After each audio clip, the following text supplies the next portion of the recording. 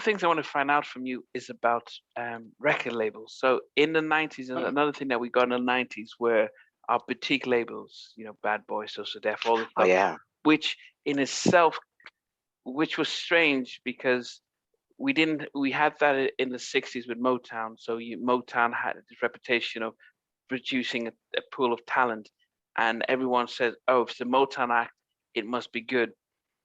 That sort of disappeared in the 80s, and we had Solar who had their stuff, but outside of that we didn't, fans didn't go and look at the record label and say, oh, this is from Epic, let's go buy it and stuff. Or Right. MCA, although few people did with MCA because it had a very powerful black music division. um, It did. yeah, but I wanted to see from yourself, I mean, if you could think of five, we can both one each, five sort of boutique labels or labels actually in the 90s. It could be major or boutique or independent that you really, really thought when Sonny came out on this label, you almost knew you had to get the album. Well, for me, I'm gonna have to say there's quite a few, and the one label that I've always wanted to be on as an artist, and I've always, anytime they put out anything, I would just go buy it, is Uptown Records. So Oh, Uptown is I forgot about definitely, them. yeah, Uptown is definitely label. And I was pretty much introduced. I think the first time I was introduced to Uptown was through like Heavy D and the Boys. I used to love their songs and stuff like that. And her, because my parents had a record collection, and whenever I said that, seen that little, I don't know if it's a It's bear like an or alley whatever, cat. and had, yeah, a cat or something, and I'm It was like, the alley oh, this cat. got to Yeah, be good. As soon as yeah, I saw that like logo, I'm like, oh, this got to be good. I got to hear it. yeah, And I was introduced to Heavy D and the Boys and Teddy Riley. So I'm like, anytime I see Teddy Riley's name or Heavy D and the Boys, I'm like, oh. And I'm like, this is, I associated with Uptown. I'm like, yeah, okay. So then I think they had Father MC and other people. And yeah, I'm like, okay, this yeah, label's got some good stuff. So anytime like I would see that logo, I would associate it with great music. And then they brought out, Mary J. Blige and Jodeci, and it was over. Like everything they put yeah, out, I would yeah, yeah. purchase it. Okay. Um, I'm gonna go left field with this one. No Mm. Limit. Oh, No Limit. No Okay. Limit. That's from Yeah, because what happened? So I moved to the States in 92, and I was there until Mhm. 2002. But in 98, I moved briefly to the UK for work for about 3 months, and I remember how much No Limit had crossed over. It was massive all over the UK and Europe. I remember going to Amsterdam, and No Limit was like, the whole packaging was different. It was, he Mhm. had his, the whole beats by the pound, just producing the music. The whole, like, you knew what was going on, and it was like music. It was just content after content. Like, wow, goodness, I've Uh-huh. just bought my Mia X, and you've just given me, you just given me, I can't Wow. remember the names of Easy Mo B, and you were just getting their stuff. So, Yeah. 504 Boys and Silk the Shocker and C Murder, and Right. it was, I found myself just buying it just because it's like, yeah, it was you like know, you needed to get it because you weren't sure where it was coming from. Because I yeah. mean, later on we got the whole Juvenile and all that stuff, but they were because most of us who went from the South went. I mean, there's a lot of people from the South who say, yeah, that's our music, we know that. But for the rest of us, I was in Alabama. That wasn't what we were listening to. We were more 95 South, that kind of Two Hmm. Live Crew, Right. kind of Right. that stuff. So the New Orleans type of stuff was different, using a lot of the trumpets and the horns. And so when he came out, and so yeah, so No Limit for me. What about It's funny because yourself? that whole moment with No Limit, if you didn't have those releases, you weren't cool. Like you had to Yeah, have it those felt like you albums to needed to be collect in, them and because like, they were yeah. collectors. They weren't like normal CDs. They were packaged so much differently. So Right, right, right. So for me, I'm actually going to say, it's hard. I'm gonna probably say, this is weird because they didn't really actually release a lot of things, but I've always wanted to highlight Viv 10. When Okay. I was younger, I wanted to be on Big Ten because I associated him with young artists.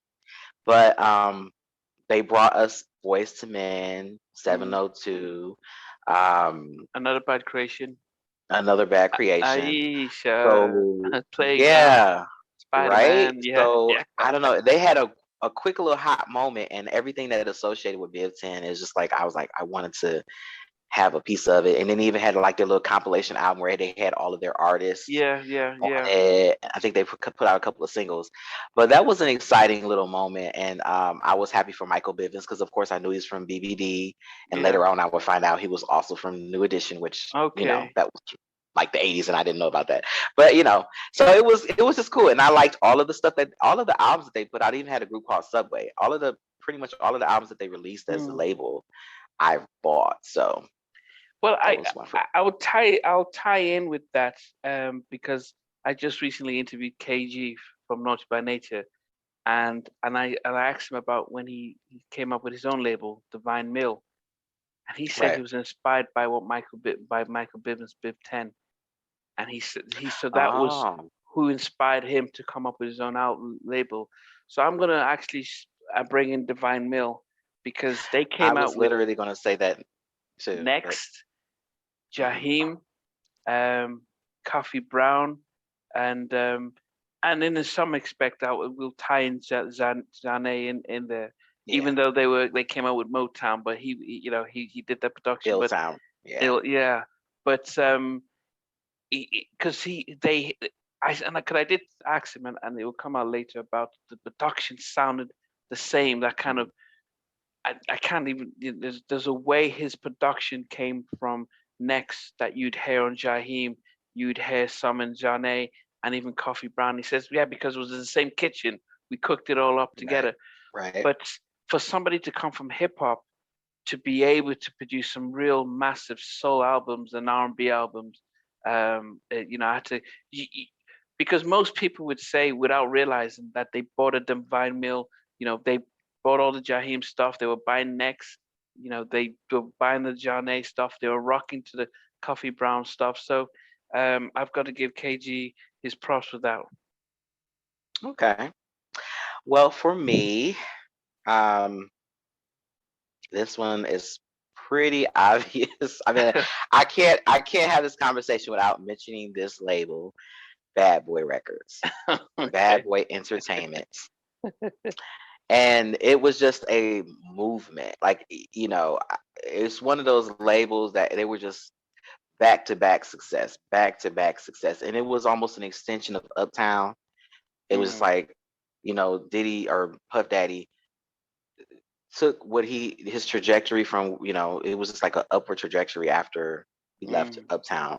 I mean, I wasn't as familiar with Biggie and all that stuff in the beginning, but what he was able to do is, cement with Craig. Because for me, I was introduced to Craig Mack first, and I love that song yeah, "Flavor in Your Ear." yeah, That was the yeah. song, Mm, and I was excited.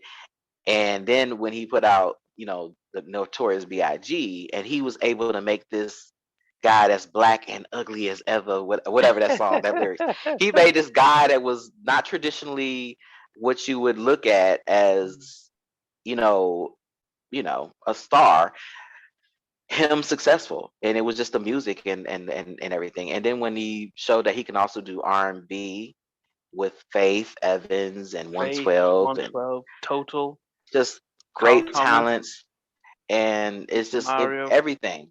Mario Winans, yeah. Oh, and you've disappeared too. Wow, that's an aggressive call. It was like I kept pushing the red button. Let me start over. So the thing about Bad Boy Entertainment is, it's like it was similar to what No Limit is like. That logo, that brand, you just Yeah, return to anything with that Bad Boy logo, yeah, you're gonna buy it because you knew it was quality. And I think that there's a lot to be learned from that with today's music. I think that people should realize that we came back to these artists because we knew what to expect. yeah, It was consistent, and they made sure there was a quality control of what we're going to put out. We're going to yeah, make sure we have the best product. We got the streets. We got, we have the finger on the pulse of what's next and what's yeah. now. And Yeah, no one can argue with that. And I think even the artists would say they knew that once they came out with stuff, they were going to be hot. I think mm, there was a flip side. I remember when yeah, there's a gift. there was always a flip side to the price of that. But when it came for us, the consumers, who had nothing invested in that, it was definitely a major label. With that, I mean, on the other side, I would also say LaFace Records. Right. They almost became, because they had the massive success with TLC. Mm, Not from their first album. They came out with their first album, and it was very unique seeing these rebel girls coming up and singing about this and that, and then they went crazy, sexy, cool, and became a big Grammy winning, selling 10 million. Then they right. didn't rest there because Babyface had Tony Braxton in there, and then they came out with Outkast. Then they came out with Usher, and so all of a sudden they were like, wow, you couldn't think where they going to, Goody Mob. So it wasn't Mhm. like you could source them out and says, oh yeah, we know what LaFace is about, because they became massive. I'm trying to think who else did they come. I mean, I know As Yet were there, but they didn't feel like they were LaFace artists because of that whole West Coast part of it. Um, Right. but I didn't realize. Donnell Jones was on LaFace. Yes, Yeah, he and was. but he's mentioned Chico DeBarge was on LaFace, and I said I only remember Chico DeBarge when he was on Motown, but he first came out on LaFace. But he had stuff that he couldn't continue there. They had Was Tony Rich? Nobody Yeah, knows. Tony Rich is another one. Yeah, he was Yeah, on he LaFace. was he was on LaFace. So they were They they had were a lot of, they yeah, they had a lot of good stuff, and they were doing soundtracks as well. So yeah, LaFace they was had Outkast, Goody yeah, Mob, yeah. As I said, I was because they had that whole southern Pink. hip hop stuff. Yeah, oh goodness, who remember? Yeah, Pink was another one where it almost felt like, I think that's probably when they had the falling out, where like, you come out with Pink, had to do some Right, R and right. B, and then when LA decided to take over, move on. Pink became herself. Like, oh, good, finally I could Yes. get out of this stuff. Yeah. Anyway, what about you? Any last ones that you wanted to throw up? um, I don't know. There's a couple I can just kind of throw out there. Yeah. I was a big fan of Silas Records, Louis Yeah, I Silas had I Jr.'s had them label. down because they had Shantae Moore and Aaron Yeah, Hall. Aaron. And they had a lot of other artists that I don't know. I don't know if it was just like the marketing department. I think that they had a problem with marketing because they had like London Jones and a couple of groups and artists that didn't really take off, but I liked their projects. Damian Hall Yeah. also. I liked his album, Hall's one solo album. I did like that Yeah. album. So, Mm, Giant Records. I was a big fan of Giant Records. I okay. thought they were more of an urban label. I mean, I didn't know they had all these other artists. The only artist I focused on was Jade and Color Me Bad. I used to love Color Me Yeah, Bad. they I had love the Jade. Hammer. Hammer. Hammer was the big So thing. I actually wanted to sign. I mean, just in my mind as a aspiring artist, I'm like, I would love to sign a Giant. I will have like all the attention on me. But Yeah. Rough House, that was actually the label that the Fugees was signed to, Oh but yeah, with also Columbia. Yeah, Chris yeah. Chris Cross. People think Chris Cross was signed to SoSo Def, but they were actually signed to Rough House Oh, Records. So yeah, and that's about it, I so think. Oh, yeah, Blackground. Blackground. Yeah, the R. Kelly one. We had Kelly, yeah. So Def. We didn't bring that up. Death Oh Row. yeah, yeah. SoSo Death Def. Row, Murder Inc., Cash Money, Perspective. Yeah, The Jam and Terry Lewis album label that had Sounds of Darkness and Mint right. Condition and Solo. That was their Perspective label. I like perspective. The only thing, like a lot of these later things we mentioned, I mean, for me, it's consistency, and like I said, it's brand recognition. Like when I know I'm going to buy something, Perspective was a little bit more experimental. They had a lot of different types of artists, Yeah, so it yeah. wasn't like one thing that was like a uniform brand. Because I Mm. think the one good thing about Terry Lewis and Jam is that they basically gave a lot of creative freedom to some of their artists, like Yeah, Mint yeah, Condition. I mean, they pretty much produced themselves. yeah. they had a lot of different types of artists, so it wasn't necessarily something that I knew I was getting when I would buy it. But I respect those labels. Yeah, yeah, Rough Rider and stuff. I think Def Oh yeah, Rough Squad, Riders. Def Squad, That's you why. know, I mean that, and I think that's labels. Yeah, they just gave these guys, said, let's give you guys some autonomy, and we see the success you can bring up and stuff. But yeah, you know what? If people start saying, oh, why miss the '90s? It's because we had these boutiques and we had some good quality music, and it just all went side by side.